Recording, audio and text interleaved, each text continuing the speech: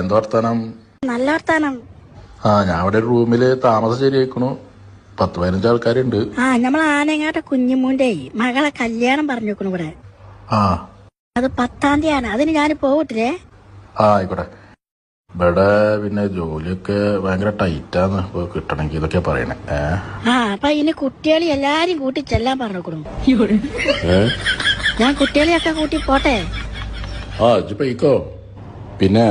പിന്നെ നെല്ലിക്കുന്നത്തെ നമ്മളെ വാപ്പുട്ടിയുടെ ഓളെ പേറ്റി കൊണ്ടുപോവാണ് ഈ ബുധനാഴ്ച.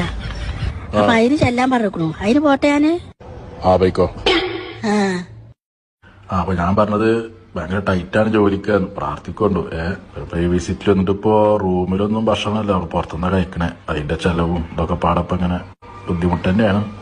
ഭക്ഷണത്തിന്റെ കാര്യം പറഞ്ഞപ്പോഴാണ് നമ്മ കുട്ടികൾക്ക് സമൂസ വേണമെന്ന് പറഞ്ഞിട്ടേ ഞാൻ കടയിൽ പോയിട്ട് സമൂസ